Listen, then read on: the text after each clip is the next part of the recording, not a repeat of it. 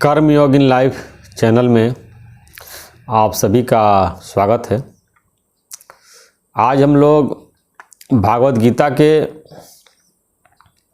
अध्याय 3 का 29 नंबर श्लोक की चर्चा करेंगे और इसमें देखते हैं कि भगवान क्या बताते हैं। प्रकृति के गुणों से अत्यंत मोहित हुए मनुष्य गुणों में और कर्मों में आसक्त रहते हैं। उन पूर्णता न समझने वाले मंद बुद्धि अज्ञानियों को पूर्णतया जानने वाला ज्ञानी विचलित न करें। तो यहाँ बताया कि प्रकृति के गुणों से अत्यंत मोहित हुए मनुष्य, तो प्रकृति का मतलब समझना चाहिए। जो 23 तत्व की हमने पिछले अपने वीडियो में बताई थी कि 23 तत्व के समूह को प्रकृति कहा जाता है और ये माया भी है। और यहाँ तक कि बताया गया कि हमारे गुरुजी बताते हैं कि जब लग देखी तब लग माया,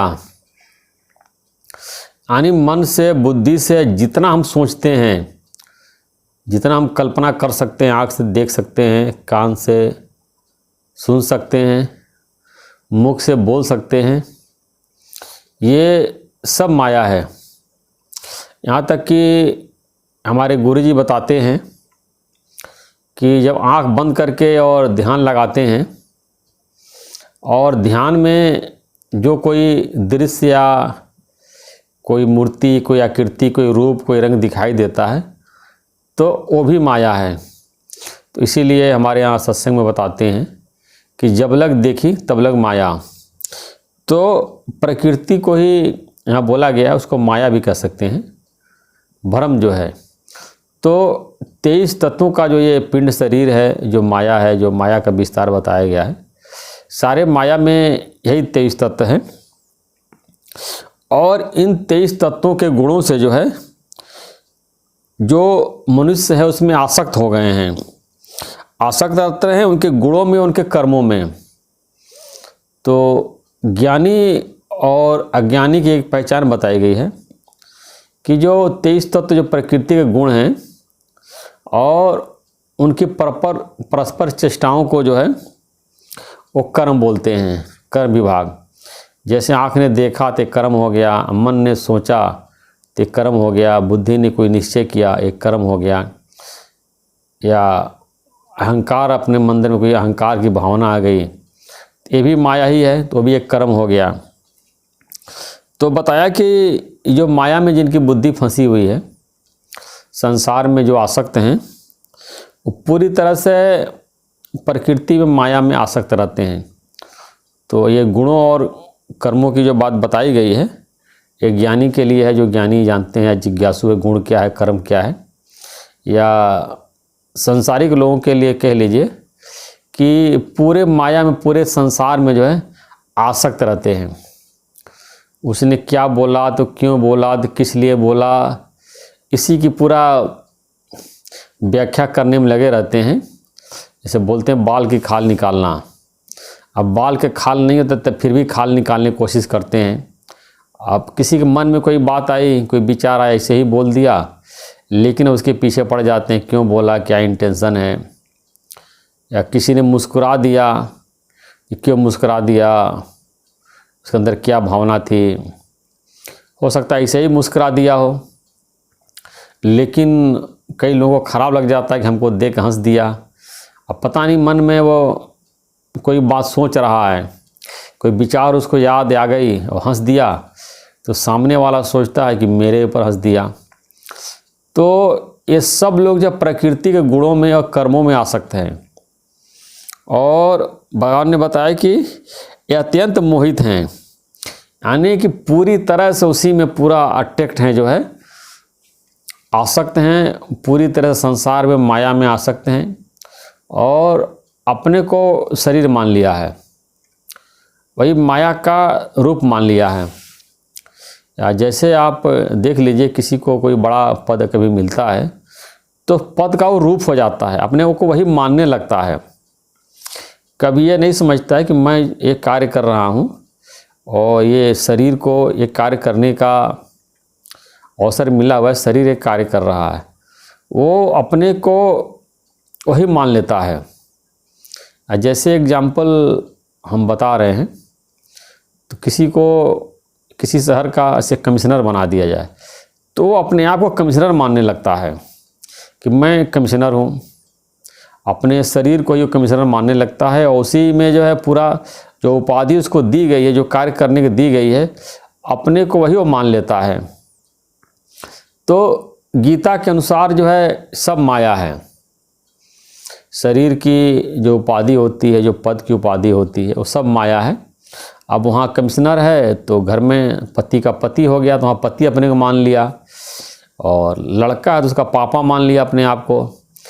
तो हर जो रोल उसको प्रकृति में है वो पूरा पूरा प्ले कर रहा है, उसी का वो रूप हो गया है। तो भगवान ने बताया कि गुणों और कर्मों में आसक्त रहते हैं, अत्यंत मोहित हैं, पूरा उसी का रूप ही हो गए हैं। वो ये नहीं जानते हैं कि संसार माया है, प्रकृति है, भ्रम है, सपने की तरह है, सब कुछ नष्ट होने वाला है। या जैसे ज्ञानी लोग बताते हैं कि सारा संसार ये सपना है। भगवान शंकर पार्वती जी को समझा रहे हैं, उमा कहूँ मैं अनुभव अपना, सत हरि भजन जगत सब सपना। ये तुलसीदास जी ने रामचरितमानस में लिखा हुआ है और शंकर भगवान का कोड करके उन्होंने आम जनता को समझाने के लिए बताया है कि शंकर भगवान अपना अनुभव बता रहे हैं पार्वती जी को कि उमा कहूँ मैं अनुभव अपना, सत हरि भजन जगत सब सपना। यानी कि परमात्मा के भजन के अलावा ये सारा संसार सपना है। लेकिन चूँकि उसको ज्ञान नहीं है तो सारा संसार सत्य की तरह समझ रहा है कि ये संसार ही सत्य है, और जो भगवान सत्य है उसको कोई कल्पना, कोई ऊपर वाला भगवान होगा जो पैदा कर रहा है, सबको मृत्यु दे रहा है, सब की मान्यता है, उसकी गाढ़ है। यानी एक कल्पना है, कल्पित कर लिया कोई, हम लोग हैं मनुष्य हैं तो हम लोगों की पैदा करने वाला है। वो भगवान को नहीं जानता। अनादि काल से ऋषियों ने, संतों ने भगवान के बारे में जैसा लिख दिया है शास्त्रों में, तो एक वो व्यक्ति मान रहा है, लेकिन पूरा माया का, प्रकृति का रूप हो गया है, और जो उसका वास्तविक स्वरूप है, परमात्मा का स्वरूप है, वो भूल गया है और उसको जानता भी नहीं है, जानने की कोशिश भी नहीं करता है। तो भगवान ने माया इतना आकर्षित बनाई है कि सब लोग इसमें आकृष्ट हो जाते हैं और इसी को सत्य मानने लगते हैं। तो ये भगवान ने ऐसी चतुराई की है कि ऐसा माया बना दिया है कि लोग इसी में उलझे रहें। अब पूरा सुबह से शाम तक जो है उनका वो टाइम पास होता रहे। तो भगवान की कारीगरी की कितनी अच्छी, झूठी को जो है सत्य करके दिखा दिया है पूरा संसार झूठा, सपना है, कल्पना मात्र है, परिवर्तन होने वाला है। अब देखिए, जैसे हम यहाँ पैदा हुए हैं तो पिछले जन्म में भी कोई हमारा कोई पत्नी होगा, बच्चे होंगे, कोई मकान होगा, परिवार, कोई पोस्ट होगा। अब यहाँ इस जन्म में आ गए हैं तो पिछला जन्म वो सब मिथ्या हो गया, कल्पना हो गया। एक से एक जो है देश में शासक आए, सिकंदर का इतना नाम आता है, कितने बड़े बड़े हिटलर आए, बाबर आए और हुमायूं आए, सब चले गए। तो उनका जितना भी, लेकिन वो अपने समय पे जो भी कार्य किया सत्य समझ कर किया। लेकिन आज अब इतिहास को देखा जाए तो सब सपना था, कल्पना मात्र, भ्रम मात्र था। एक इतिहास में पन्नों में ऐसे नाम लिखा हुआ है, उसका कोई सत्यता नहीं है, सत्य माना जा रहा है, लेकिन अगर देखा जाए तो कोई उसका अस्तित्व ही नहीं है। कुछ इतिहासों में थोड़े लिखे गए हैं या कुछ पन्नों में, और 10-20 हज़ार साल बाद, या अभी तो पूरी 5000 साल का इतिहास है, 5000 साल बाद और पता नहीं कोई इतिहास भी रहे न रहे, संसार कहाँ जाए। तो इस तरह से अगर आप देखेंगे तो सारा संसार जो है ये कल्पना मात्र है। लेकिन भगवान के कहने को पूरा मोहित हैं। तो बताए, उन पूर्णतया न समझने वाले मंद बुद्धि अज्ञानियों को पूर्णतया जानने वाले ज्ञानी विचलित न करें। तो इस तरह के लोग जो संसार में, प्रकृति में, माया में आसक्त हैं, तो भगवान उनको मंद बुद्धि बोला गया है, उनकी बुद्धि कम है। बिल्कुल भगवान के देखिए कि जो लोग संसार में फंसे हुए हैं, अपने तो बहुत होशियार समझते हैं कि मैंने तो IIT निकाल लिया, मैंने IAS निकाल लिया, अब मैं बड़े बड़े पदों पे हूँ, कितना विद्वान हूँ, कितना काबिल हूँ, कितना बड़ा बड़ा साइंटिस्ट हूँ, वैज्ञानिक हूँ, क्या क्या मैंने खोज कर लिया है। लेकिन यहाँ गीता बता रही, उनको मंद बुद्धि बता रही है। बताया कि जो ज्ञानी लोग हैं, पूर्णतया समझने वाले, जो संसार को सही तरह से जानते हैं, माया जानते हैं, और जो आत्मा को जानते हैं, परमात्मा को जानते हैं, वही सही तरह समझते हैं कि प्रकृति क्या है, आत्मा क्या, परमात्मा क्या, इन तीनों का जो सही तरह जानता है वही ज्ञानी है। लेकिन उनको मंद बुद्धि और अज्ञानी शब्द का भगवान ने उल्लेख किया है कि इस तरह के जो मंद बुद्धि वाले लोग हैं, उनको पूर्णतः जानने वाले ज्ञानी विचलित न करें। यानी कि जो संसार में जैसे लगे हुए माया में वो लगे रहे, कर रहे हैं, उनको जो है ज्ञानी विचलित न करें, उनको कार्य करने दें, क्योंकि ये उनकी कोई गलती नहीं है। वो अपना स्वरूप भूले हुए हैं और सारे संसार को सत्य मान करके इसके पीछे भाग रहे हैं। इसलिए ये एक हमारे यहाँ कविता चलती है, जब तू भूले आपको तो भासे संसार। जब अपने आप को भूल जाते हैं तो ये संसार भासने लगता है। अपने आप को क्या मतलब, अपने स्वरूप को। और जब अपने स्वरूप को हम जान जाते हैं तो संसार भासता नहीं है, मिथ्या हो जाता है। तो जैसे जैसे हमारा चित्त शुद्ध होता है, मन में मलिनता साफ होती जाती है और सदाचार का पालन करते हैं, तो ये संसार हमको मिथ्या लगने लगता है। जब आत्मज्ञान हमको होता है, स्वरूप को जानते हैं, तो संसार मिथ्या लगने लगता है। और पवित्र लोगों के बीच में शामिल होने के लिए, मुक्त होने के लिए पवित्र होना जरूरी है। परमात्मा पवित्र है, जितने मुक्त हैं, देवी देवता सब पवित्र हैं। तो उनके बराबर होने के लिए, उनके जैसा समझ धारण करने के लिए पवित्र होना जरूरी है। तो इसके लिए प्योरिटी लाना बहुत ज़रूरी है। जब तक अपने मन में, विचारों में, कर्मों में, इंद्रियों में हम पवित्रता नहीं लाएंगे तो हम ये पवित्र आत्मा को नहीं जान सकते हैं। इसलिए उसमें आता, बाइबल में आता है कि be holy, be humble, be pure as your father in heaven. तो बी हाली मैंने पवित्र हो जाओ, हम्बल विनम्र हो जाओ, जैसे तुम्हारे पिता परमेश्वर जो है स्वर्ग में हैं, तो हाली हो जाओ, हम्बल हो जाओ।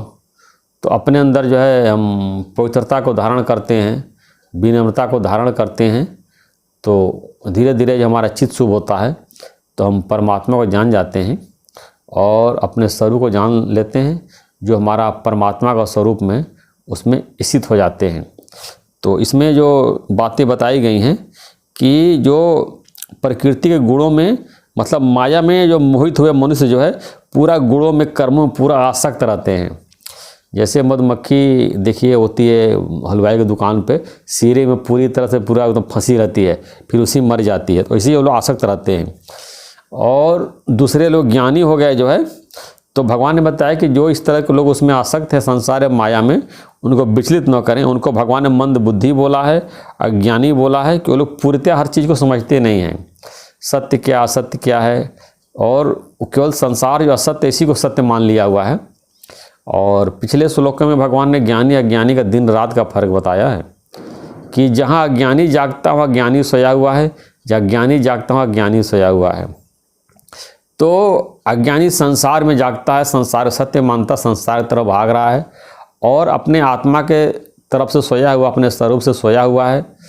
और ज्ञानी अपने स्वरूप में जागा हुआ है और संसार की तरफ से सोया हुआ है। संसार को मिथ्या समझता है, जो सामने कर्म आता है उसको कर देता है, संसार को सत्य मान करके उसको भागता नहीं है कि संसार को पकड़ने के लिए कि हर कोई भी दृश्य है, आज दृश्य अलग है, कल अलग हो जाएगी, परसों अलग हो जाएगी। हर क्षण पूरा संसार जो है परिवर्तन हो रहा है, यही माया है। और परिवर्तनशील संसार को हम सत्य मान करके उसके पीछे भाग रहे हैं। और हमारे गुरु जी एक बहुत बड़ी बात बताया उन्होंने कि एक बात हमको बहुत समय बाद जानकारी में आया कि काफ़ी उन्होंने बताया कि अपना अनुभव बताया था कि हम अपना सत्संग करते थे और कई शहरों में सत्संग किया, लोगों को बताया। लेकिन एक बात जो है हमको भी बहुत बाद में समझ आया कि संसार के लोग जो है परिवर्तन के लिए तैयार नहीं हैं। परिवर्तन संसार का नियम है, हर जगह परिवर्तन होता है, लेकिन कोई भी परिवर्तन के लिए तैयार नहीं है। अब ये बचपन चला गया, जवानी चली गई, बुढ़ापा चला गया, जो अपने हो पराये हो जाते हैं, जो पराये हैं अपने हो सकते हैं। संसार देखिए, लोग आ रहे हैं, एक अचानक जो अस्पताल में पैदा हो रहे हैं और उधर जो है कोई शमशान घाट में जलाए जा रहे हैं। तो अस्पताल में पैदा हो रहे को खुशी मना रहे हैं, और जल गए तो वहाँ खूब रो रहे हैं, दुखी मना रहे हैं। या कोई भी किसी के घटनाएं दुर्घटनाएं समाज में होती रहती है, किसी का लड़का मर जाता है, जवान लड़का मर जाता है, कोई स्त्री विधवा हो जाती है। लेकिन संसार में परिवर्तन होता रहता है, शरीर नष्ट होते रहते हैं, लेकिन इन सब के लिए कोई तैयार नहीं परिवर्तन के लिए। तो अब इसको हम यही समाप्त करते हैं और अगले श्लोक की चर्चा अगले वीडियो में करेंगे। धन्यवाद।